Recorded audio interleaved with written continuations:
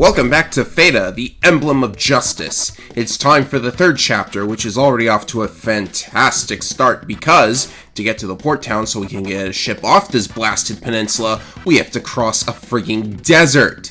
Great, that's just what I need. When has the desert ever been a fun chapter in any strategy RPG, like ever? Well, to be perfectly fair, I'm making the one in FEDA sound worse than it actually is, but the deserts in Fire Emblem really left a number on me, that's what I'm saying. Especially the one in Fire Emblem Gaiden. Man, that was just the worst. Right, so one quick cutscene later, we encounter our first battle in the sands. Luckily, it's not all sand terrain, which does hamper your movement and even lowers your defense by 20%, but the map is mostly road terrain, and we only have to eliminate the two Grand Creed enemies. Should be a cinch for Shane, right? Well, actually, the enemies get a lot tougher in Chapter 3. In my case, Shane is strong enough to kill a Grand Creed in one shot, but just barely, and the other enemies are much tougher to one-shot without a combat art. They hit like trucks against your low defense units, too. Lois almost got one shot, living on only a single hit point. Not that dying would actually hurt that badly. Death isn't permanent in FEDA, and only Brian and McDougal cause a game over if they are defeated, but there is a punishment for other character deaths that I will talk about if it happens to me. So far, it hasn't. So with that fight out of the way, I then head north to fight another enemy. This is a required fight, but I'm actually not supposed to come up here just yet, so this is technically doing two events out of the intended order. Oh well. The mission is yet again to kill the Grand Creeds, and oh my god, look how far away they are. This map is needlessly huge! I'm going to complain about this a lot because I have an obsession with not wasting the player's time. Call it a result of my experience with the Fire Emblem Rage Fest contests, I guess. And yet again, we're only supposed to kill the weakest enemies out of the enemy group here? I guess they're the enemy leaders, but is it really that important to eliminate a force's commander if the bad guys still have you surrounded? At any rate, I made a bit of a blunder here and almost got McDougal killed because I put him in range of too many enemies at once. Luckily, Dora was right behind him with a ration. Lesson learned. Next time, make Brian the tank instead. Anyways, Shane yet again pulls his weight by assassinating the other Grand Creed and ending the battle before any of the enemies can threaten McDougal again. Shane's turning out to be a very important character to my strategies, and he's a lawful character, so I'm actually not sure how this would play out for players using the chaotic characters. At that moment, I realized I was going the wrong way and headed back to the main path. We enter one of the Liberation Army's bases and check in with Kome. Turns out that the Empire has dispatched their special forces to the temple in the middle of the desert. Why? Apparently, legend has it that the Skulled Temple houses a giant monster worm of some kind. If the Empire manages to unseal it, the monster would cause a massive amount of carnage and probably win the war on its own. But wait, does the Empire know for sure it's there, or are they putting stock into rumors? Either way, we now need to head to the temple, so I guess it's a good thing I cleared that enemy out of the way early so I can get up there first. Hey! What the heck is that guy? How did he get up there? There's no path, that's totally cheating! Yeah, I know it's scripted for him to get there first, whatever. Well, Empire forces have seized the temple and captured the priestess, so it's time to save a damsel in distress. The bloody Rose unit is waiting for us there, and it seems Brian might know their commander personally, but enough of that for now, it's fight time.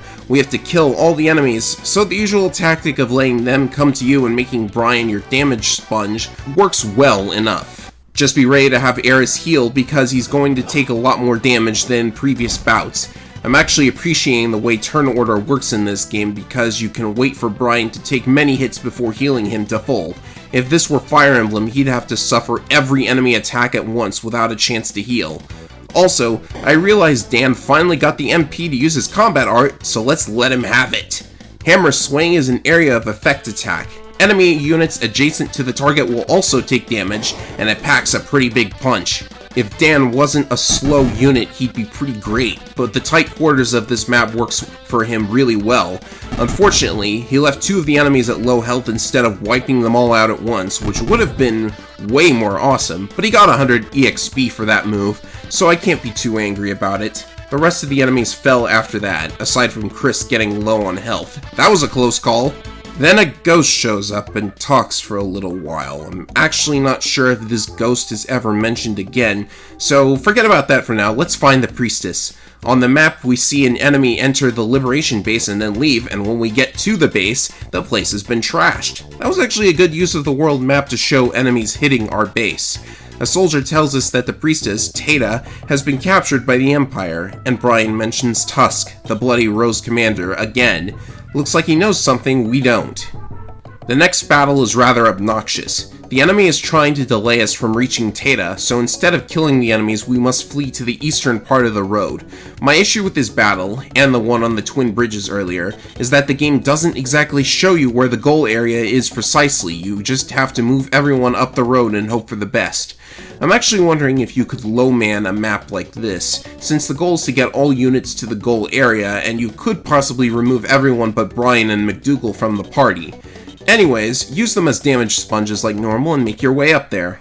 We head to the Desert Eye Shrine in the north, and we encounter Tusk himself. Tusk is one of Brian's childhood friends, but sadly we're on opposite sides now. But instead of just killing us now, Tusk pulls another villain cliche, running away and leaving us with generic enemies to fight instead of just getting rid of us now. Though we did send out two annoying enemies, the Wizards. Wizards naturally use magical attacks, and they have big HP pools as well, so a combat art is your best bet for taking them out. And you want them taken out, because magic attacks are annoying and can cause a lot of damage, especially later on in the game where the area of effect moves get really dangerous. Not much else to talk about in this fight, but I finally had L use an actual magic spell in this battle. Brian's also finally at the point where he can use his combat art twice without recovering MP.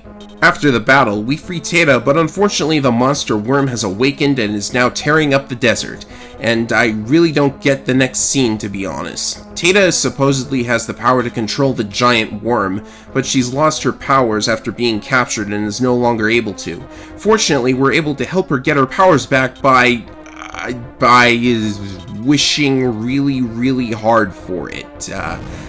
That's really the only way I can explain it. But whatever. FEDA is able to control the beast and even commands it to crash into an Empire base nearby so we can bust in ourselves. That's pretty cool, although I wish the monster didn't look like some kind of sand worm train thing. Oh, I get it. It's a worm spelt with a Y, so it makes you think it's a dragon, but it's actually a giant earthworm spelt with an O. Who designed this thing? And another thing, if FEDA controls the giant worm, why can't we make it our weapon? Anyways, FEDA is the second character to join the party if you're doing a chaotic run, but apparently our emblem is too righteous for this griffin. Okay, who the heck is ranking my run, and how can other characters see what my ranking is? I don't understand the narrative purpose of the system here. Really unfortunate that FEDA doesn't join us, because she's a flying unit with great stats and a selection of fire magic to use. A flying mage? They're really trying to sell the Chaos route. FEDA also mentions that Tusk stole an artifact from the temple, a stupidly powerful sword that we should totally get back or it'll end the world. Can't have a strategy RPG without a legendary weapon of some kind, right? Especially if it causes the apocalypse. So we raid the fortress oh no. Oh no. Oh god, no. No. No, please, God, no. No. No! Why would you put the player in a field of nothing but sand that lowers their movement and defense while the enemy is not hampered by these things? My guys are so slow in this stuff. It took forever to play this map. This is obviously the worst battle in Chapter 3 by far. I'm lucky Eris is able to use the spell that heals everyone in the party now, because in my rush to get this over with as soon as possible, I overextended McDougal again and almost died because of it. This map is stupid, and you can't even end it early by killing the commander because you have to destroy all the enemies on the map. I thought the ranking system was trying to get me to keep my kill count low, but there are so many route maps. What is going on here? Well, we're out of the sand at least, and we finally made it to the port town, and we happen upon a female centaur getting bullied out of her lunch money by, get this, an anthro lion with an eye patch, dual-wielding swords. Now that's awesome. His name is Shishimaru, or just Shishi, I guess. That's going to get annoying to pronounce. After McDougal whoops him a little, he joins the party, though sadly there's only one more battle in Chapter 3, so I'll have to save talking about him for later. I like how the game lags in this cutscene because of how many NPCs are pictured on the screen though. How did that one pass testing? There's one last enemy group in the port town, and they're actually kind enough to take the fight away from the villagers so they don't get caught in the crossfire. The mission this time is to kill the commander, a Pegasus unit. As in an actual Pegasus, I guess? I have no idea how it flies around with its armor on, but I've learned to only question these things when it's funny. All you have to do is kill the Pegasus to win, so clear yourself a path and let him have it. His armor's tough, so you're going to want your strongest combat art to get the job done. Flyers actually get a defense bonus from being in the air, come to think of it. After mopping them up, a Liberation Army official named Tolman appears before us with our next mission. The Liberation Army leader, Andra Balzark, I guess that's an actual name, has been captured and imprisoned on a remote Empire-controlled island, and it'll be up to us to mount the rescue. Brian asks to allow his men to leave the unit if they want, but naturally they're all loyal to Brian and are in it until the end. Tolman then adds another soldier named Jetta to our army, and if you're doing a lawful playthrough, then Jenny, the female centaur from before, also joins you. Man, so many new units in the span of a few seconds. And no time at all for me to talk about them because it's the end of the chapter.